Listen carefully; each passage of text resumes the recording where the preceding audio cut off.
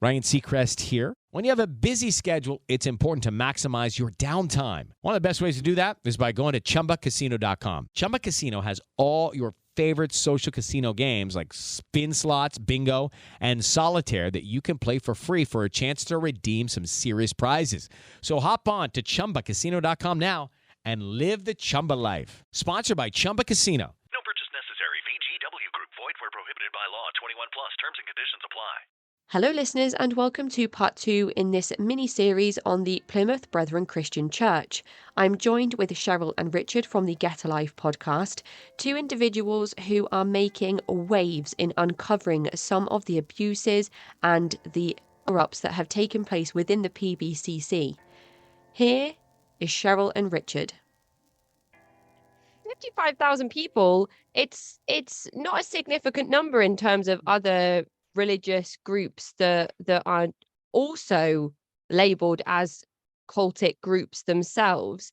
I've heard you talk, Richard, about how the Plymouth Brethren is not traditional in the sense that there's no evangelizing, there's no door-to-door recruitment, there's no deployment of members to ramp up the numbers. So I wondered if you could just talk the listeners through how it is that the Plymouth Brethren exists in the way that it does today. Yeah, that's a really important point, because that's probably the one thing that distinguishes them from. I mean, most people know Jehovah's Witnesses quite well. They have this shunning practice. They have rather similar meeting halls and rather similar doctrines. But the thing about Jehovah's Witnesses, what they're notorious for is going and knocking on people's doors. They put a massive amount of effort into recruitment. And one of the reasons of that is that they bleed heavily. They lose a lot of members all the time. Now, Plymouth Brethren go the other way. They don't recruit at all. It's all through what I would crudely call captive breeding program. I mean, everyone is born into it. Like 99, probably at least 99% of current members were actually born into the church to parents who are in the church. We're getting on to like 7th, 8th generation now. Oh. And you know, I did some very rough statistics. I reckon the Brethren lose about 1% of their members each year to people actually either being kicked out or deciding to leave the religion. So let's say you're in a typical congregation of about 100 people. In 10 years, you might have lost 10 people, but at the same time, you would have gained 30 or 40 people just by, you know, babies coming along, in excess of the deaths. Brethren, contraception is prohibited. Large families are encouraged. Getting married very young is encouraged. They breed like rabbits, and that's where they all come from. Do you know when that? Well, I mean, you spoke about the exclusive part of the exclusive Brethren at the start of our conversation, in terms of everybody was allowed to come, and then actually only you can come, and only you can come. Is that when this started, during that period of the Great Awakening, or did the exclusivity kind of kick in terms of actually we're just going to be lineage based later down the line?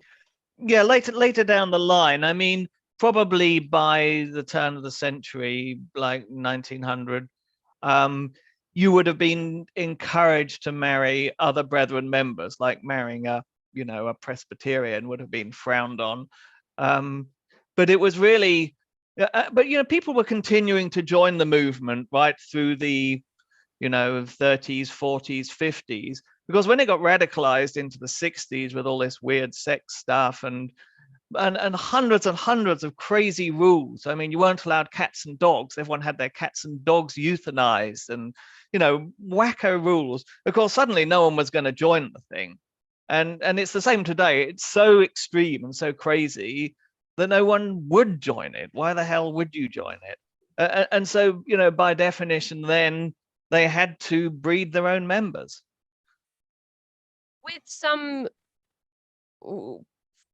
groups that practice polygamy, with groups that have forced polygamy and plural marriage, there's a chance that incest becomes a part of the realm. Is that something that can happen within the Plymouth Brethren, do you think?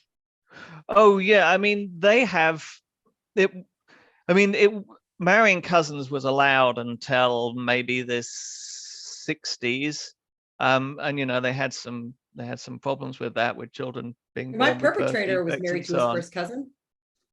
Yeah, but then they went to the opposite extreme and said you can't marry anyone that you're related to, even if it's 10 generations back. And so now increasingly they've got this problem that for a young man, young woman growing up in the Brethren, who are they going to marry? So they actually have to keep careful genealogies to make sure that they're not, getting inbred.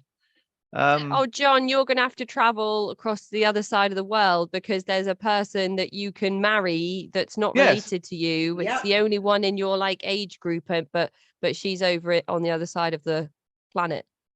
That's exactly what happened. I mean, particularly in South Africa, the Brethren in South Africa, there were about 1,000 or 2,000 Brethren there. They became so inbred, or they weren't actually inbred, but they became so interrelated that there was literally no one they could marry. And so they would actually send special tours. They'd send a sort of plane load of young brothers from around the world to go down there and pick a chick. My cousin married one of these sort of South African girls on one of those trips. It's just this is the part where it feels like people are not, like, explicitly people are not seen as individuals, they are just seen as property. Yes. Just the function of this person or these people is to continue the religion itself. And it's hard to, I don't know how. It's just callous. It feels very callous. It feels like, And they cover it up so well, right? Like they cover it up so well. And if you were to sit here and have them listen to it, and go, well, that's not what it is. And people who are very brainwashed. But when you get out of it and you look at this through black and white, be like, let's lay this on the table and let's look at this in black and white. It's absolutely what it is. That all those women are just looked as property. And I mean, we've had guests on that will be like, smile across the meeting room. And it's like, okay, yeah. And then ask later on, be like, let's get married. Right. Like and that's why I think we used to, growing up, we always got teased about these 3-day meetings that would come into Maple Creek. It's a very small town. And so all these chartered buses would come in with flocks and flocks and flocks of brethren. And we used to get bugged all the time that it was our breeding time. And honestly, it was, because that's when men and women got hooked up. And I mean, hooked up in the sense that it was like you made eye contact and be like, oh yeah, the man would be like, I want that. And then would have to go to the leader later on and be like, this is who I want to marry, and get permission. I mean, there was a guest on we had who went to Bruce Hales, asked permission to marry this girl. He didn't even ask the girl yet. Yeah. ask Bruce Hales first. Yeah. I imagine in some spaces there might be an expectation that the woman would never have to be asked. If the leader gives the blessing, then I suppose in some cases that's signed and sealed. Oh yeah, that would be the presumption. I mean, if the leader approves the match and you turn it down, no one else is going to take you, because obviously, you couldn't imply that he would make a mistake. I mean, the thing that was sad about it and dangerous about it is, firstly, there was huge pressure to get married, particularly brothers, not so much for sisters, brothers. You had to get married. And you were if you weren't married by 23 or 24, there was something wrong with you. But the other thing is, there was no courtship allowed. So, I mean, when I got married, I married in the Brethren, I was 20, my ex-wife was 19. I had literally spoken to her for 5 minutes before I'd proposed by letter, and it was all approved and it was all signed and sealed. 5 minutes conversation. That feels like the Unification Church, doesn't it? Like, and it also feels a lot like KwaZulu-Ubuntu in South Africa as well. The extremely abusive Christian mission that we've talked about on the show before. And I wonder then, when you talk about exclusivity and you think about South Africa, KwaZulu-Ubuntu, they claim not to be divisive in terms of skin color, but there has never been an interracial marriage within KSB. And I wonder if that is similar with the PBCC as well, even though they have chapters, branches, sects in South Africa.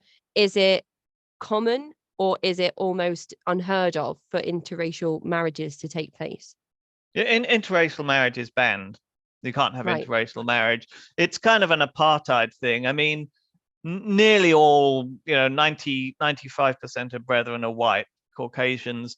There were about 1,000 dark-skinned brethren in the Caribbean, and they've got this kind of separate but equal status. Yeah, they'll worship together and they'll eat in each other's houses, but they can't intermarry, which is of course racism. They, if you question them about it, they quote a scripture which says, love does not behave in an unseemly manner. That's their justification for it. And it's like all their things. They've always got a scripture for everything. What the actual connection is between the scripture they quote and the question you ask is pretty woolly. But there's an assumption there that it's obvious or self-evident that it's unseemly for a black person and a white person to marry. You're expected to just go, oh yeah, okay. Like it makes all the sense in the world. Yeah. Oh, so gosh. by marrying a Jamaican woman, it was a bit of rebellion. I think there was a little bit of forbidden fruit appeal there. So in terms of marginalized community groups that we often see oppressed in high demand religious groups like women, people that are not white, are we now getting into the territory of looking at the LGBTQIA plus community and just understanding out of the gate that this is not something that has any kind of acceptance within the Plymouth Brethren? Oh yeah, 100%. I mean, when I was in the Brethren living in Canada in 2006, that was when the kind of gay marriage was legalized in Canada, and it was very controversial. It was all going through Parliament, and the Brethren ran a massive campaign bombarding all the members of Parliament with letters and faxes and every phone calls and visits. Everyone had to write letters to MPs, and you write one in your own name, and then you'd write one using your middle name, and then you'd write one using your initials, and then you'd write one using your mother's name. And out of there were only about 10,000 brethren in Canada, but I calculated they actually produced more than 1 million letters that flooded into the office of every MP in the country to kind of create the impression there was this massive grassroots movement against gay marriage. And, we had these instructions came to us, from the Brethren Central Committee saying, if gay marriage is passed in Canada, the Brethren will all have to leave the country, and the country will be taken over by gay people, and it'll be a moral disaster, and, a whole load of bullshit and scaremongering. And they go over this incredibly dishonest way of promoting their ideas. And bizarrely, at the same time, they don't vote. But they will put immense amounts of time and money into lobbying politicians to promote their particular views. Money as well. Yeah. Oh gosh. So something that I wanted to ask you about, Cheryl. I was listening to you both talk on Sean Atwood's podcast, and something that stood out to me in what you said was about the difficulties that you both experienced in school in terms of isolation and alienation from being pulled out of classes. Cheryl, you talked about being othered just from the way that you were expected to dress. So there's a conversation I think that we should have around, if you could both shed some light on restrictions in terms of dietary restrictions, clothing, relationships, and leisure time. But Cheryl, you mentioned that you had a Jehovah's Witness friend in school, and I wondered if this was a default friendship that came out of both not being able to take part in Christmas activities and things like that. Yeah, so when in school and they hand out like the Halloween papers to color and the Easter papers, well, she couldn't do them either. So we bonded a friendship over the same thing, right? We're not being able to do what she couldn't do. Yeah, but most definitely it was bonded over that. But yeah, we had to, couldn't cut your hair, right? You don't wear makeup. There was supposed to be a bow in your hair all the time, although I didn't wear that. No bangs. No, you had to wear skirts. I mean, I challenged that a lot. I mean, most of my priesthood visits, if the skirt crept above the knee, then, I knew I would probably most likely get a priesthood visit that week. And I did. But yeah, I mean, I had a paper route. I had to ride a bike doing a paper route in a skirt, right? I mean, if anybody has ridden a bike in a skirt, and I mean, my skirts were knee length, right? I mean, it's just humiliating, absolutely humiliating.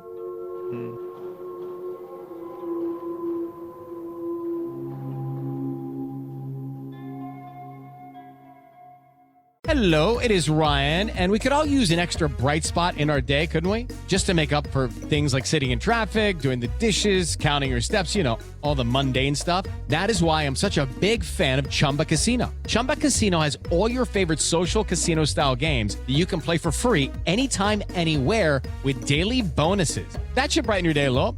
Actually, a lot. So sign up now at ChumbaCasino.com. That's ChumbaCasino.com. No purchase necessary. VGW Group. Void where prohibited by law. See terms and conditions. 18+.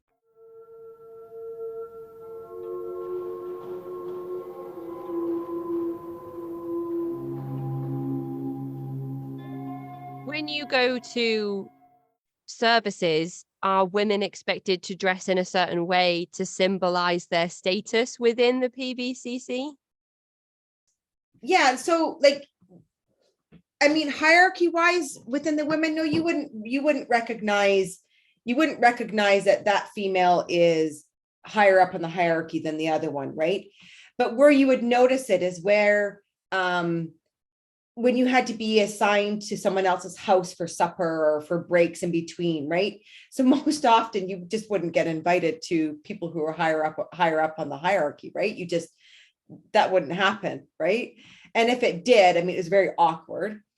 But just to give the listeners to understanding, when you go to a church service, all the females with the children sit at the back, right? And they don't have access to speaking. They are just there to look pretty.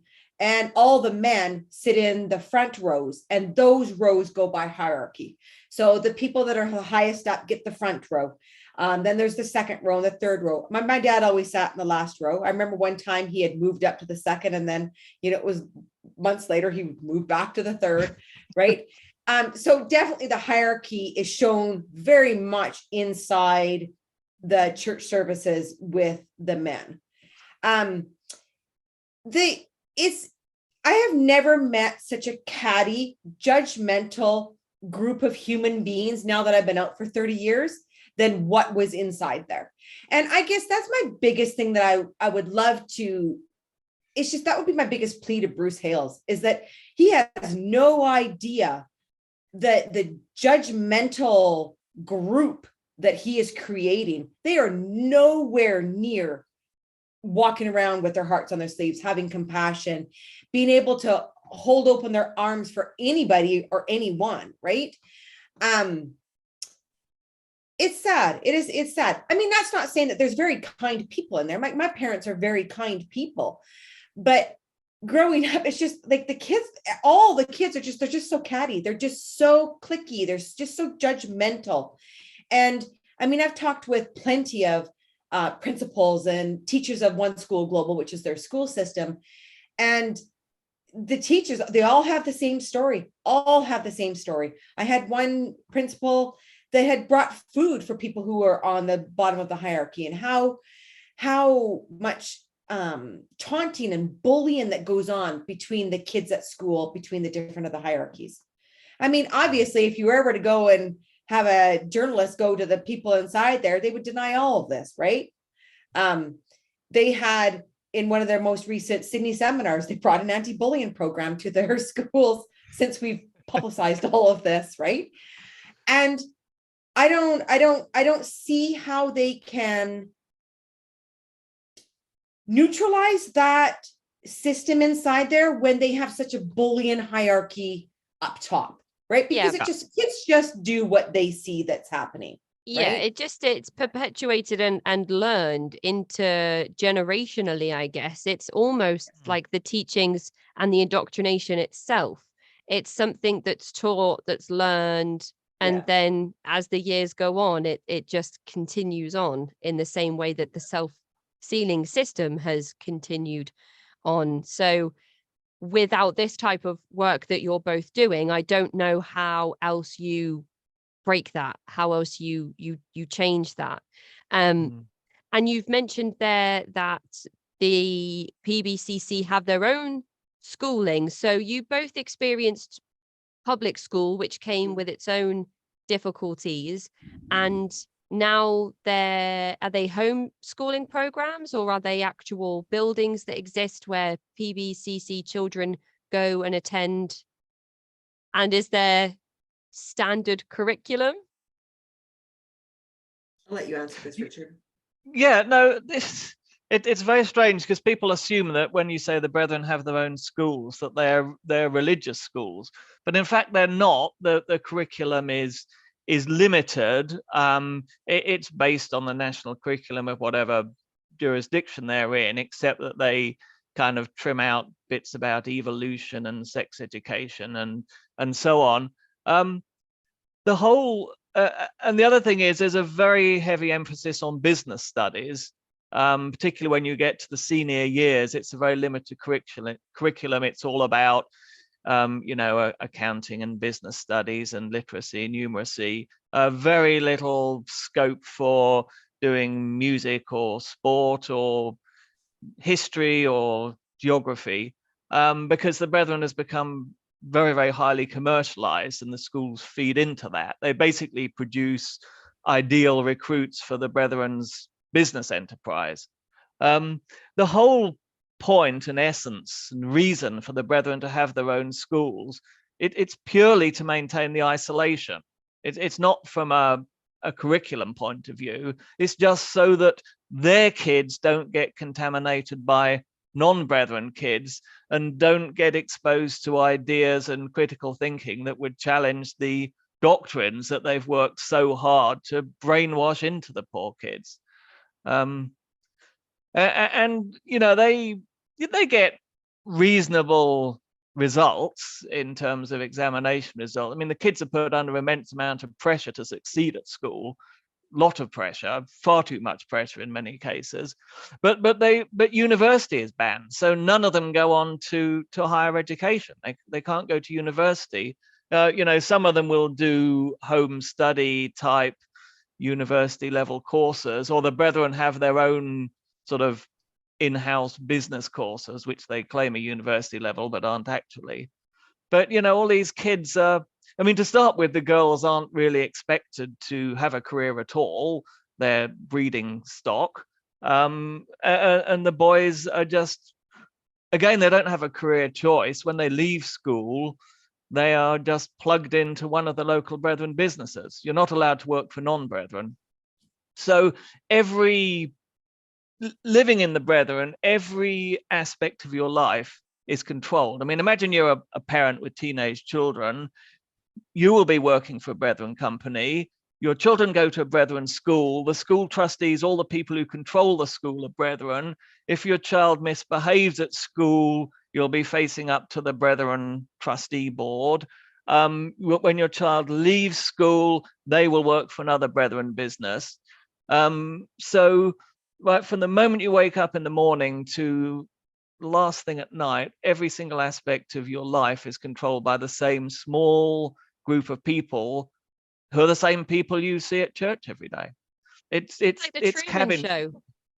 Yeah, it's cabin fever. It's terribly, if you're successful and everyone likes you, yeah, it's great. But if you're at the bottom of the totem pole, I always compare it to chicken pecking order.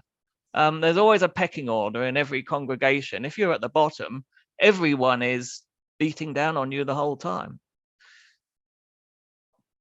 In terms of this NHS corruption business that you found out about, which was the tipping point for you to leave, this is an example of one of those exclusive brethren companies that were able to get an NHS contract somehow. Do you know the ins and outs of this? And also, then, does that mean that there is some ties to government or politicians? And how is it that the exclusive brethren of all people are able to get these NHS contracts? Yeah, well, there's two stages to that, because when I was in there, the company, I mean, the thing I uncovered was sort of proceeding from about 2010 onwards. So it preceded the whole kind of COVID PPE thing by a long period. I mean, the way they got it was purely through extremely dishonest and deceptive advertising and pseudoscience, downright lies and deception. A whole bag of tricks, but it was all misrepresentation. It wasn't actually done by using political influence. Now, when the COVID came along, the brethren scooped, I think in the UK, 2.3 billion pounds worth of those contracts. Now, that was done by all these political contacts. Yeah. And interestingly, the same company that I fell out with about their fraud back in 2015, they got one of the biggest contracts when the COVID came along. How is that possible? Especially when you explain exactly what it was that they were doing so wrong in 2015 in the first place. And then we have a pandemic and it's the same. It is Ryan Seacrest here. There was a recent social media trend which consisted of flying on a plane with no music, no movies, no entertainment. But a better trend would be going to chumbacasino.com. It's like having a mini social casino in your pocket. Chumba Casino has over 100 online casino-style games, all absolutely free. It's the most fun you can have online and on a plane. So grab your free welcome bonus now at chumbacasino.com. Sponsored by Chumba Casino. No purchase necessary. VGW Group. Void where prohibited by law. 21 plus. Terms and conditions apply. It's the same company that's being contracted to tackle COVID in hospitals and sanitary environments for the National Health Service. Yes, it is shocking. I mean, when it kind of, the scandal that I uncovered only kind of half came out. One side of it was exposed. It came out in the Telegraph, which was that the people using the equipment were getting lung damage from breathing the fumes, and they got compensated. They were a big case. What never came out really publicly was the fact the equipment didn't disinfect properly. I think, to be honest, the NHS rather covered it up because they could get blamed for not having tested the equipment properly. So it's very hard to get any traction on that one. But nonetheless, there was a public scandal around the company as a result of me speaking out. But the company then changed its name. They used to be called Specialist Hygiene Solutions. Soon as the scandal blew up, they changed their name to Innovia. Same people running it. And you see this a lot in brethren companies. They get involved in sort of murky, dodgy stuff, and then suddenly they take voluntary receivership, and then you'll find the same directors suddenly have a new company doing something different. Yeah, they like snakes. Rebrand. Yeah, exactly. That's how it works. Yeah. And what is also shocking about that is that it's NHS workers using the equipment that are being affected by the equipment. And then it's also the NHS that is having to compensate these people for getting sick using the equipment because the company never paid out any money in any repercussion money, I suppose. Exactly. I mean, that's the tragic thing about it, that although it was entirely the company's fault for not producing, for misleading information, the contracts with the NHS have got these kind of weasel words somewhere in the small print that somehow meant it was actually the NHS who was paying out the compensation, not the company whose equipment it was, which is also maybe another reason why the NHS were reluctant to pursue the sort of failure to disinfect, because it would just mean the NHS facing a load of, class action lawsuits from people who had got infections in hospitals, and they would never be able to actually pin it back on the people who were pocketing the money. And the NHS is kind of on its knees as it is, especially after the pandemic. And so I can see why the decision not to pursue that was made. But what I don't understand is how that same company is then awarded one of these big contracts. And that's where I'm kind of thinking about Swami Nityananda, who is a fugitive on the run, who is outlawed with arrest warrants out because of human trafficking and child sexual abuse, who has representatives being invited into the Houses of Parliament, into the United Nations, to be part of talks about future policies and shaping the way that, and so again, like, where are these political ties? How are people being able to, because this is public information, any politician, anyone involved in any of these things can look at the representatives who are coming and realize that there is a direct association. They are representing this cult leader who is on the run for these crimes. So the same sort of thing with this contract. If even part of the scandal has come out from 2015, it's common knowledge or public knowledge, or it's, there's a vetting that can be done. Yeah. Oh gosh, it's frustrating. Yeah, it is. Yeah, it's hugely frustrating. Yeah. It's so hard, especially when like human lives are at stake, right? When it's actually like, that's the part that I don't get. And that's why I think it's just so important for everybody, everywhere, in any way. They've got to learn how to stand up and use their voice, and however you can. And when companies are being awarded billions of dollars in contracts, that money is then going towards the systemic child abuse or the systemic abuse of children. So it's one thing, awarding a dangerous religious group a load of money to carry out potentially corrupt and dangerous work. It's another thing to consider that money is sustaining a dangerous religious group who are covering up historical abuse, sexual abuse of children. I mean, one thing the Brethren use is, partly again, because we've spoken about their kind of dress regulations and their rules. I mean, Brethren, men, I suppose, tend to dress very smartly. They don't have any tattoos. They don't have any piercings. They always have short hair and a side parting. They always look very neat and tidy. And they're kind of trained to present themselves well and always polish their shoes. And so when your Brethren businesses have got this very squeaky clean professional look about them, and so you just don't think, well, maybe there's actually massive blatant lies in their very professional looking advertising literature. I mean, they don't look like your skanky used car salesman, right?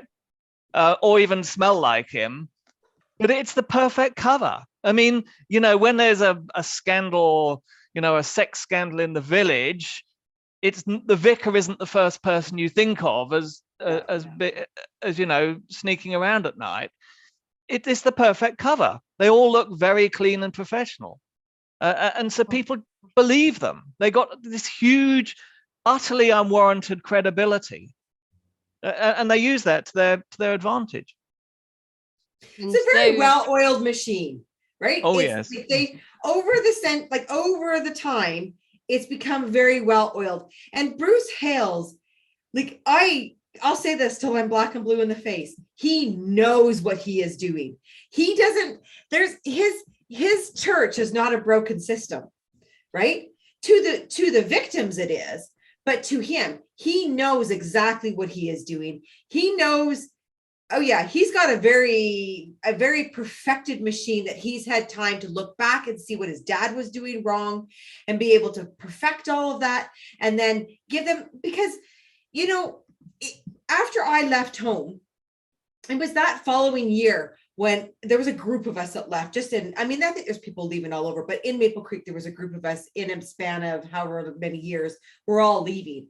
And after I left with the priest's granddaughter, and then that following year, everybody got moved to homeschooling, right? And he has a way of maneuvering his vehicle to suit the needs of those inside, but yet glossing it on the outside. So we found out, my mom was trying to get me to go back and oh, Cheryl, Bruce Hales he's just so good. I wasn't in when Bruce Hales took over. I was in when his dad was in. And she would tell me all the things that they got to do.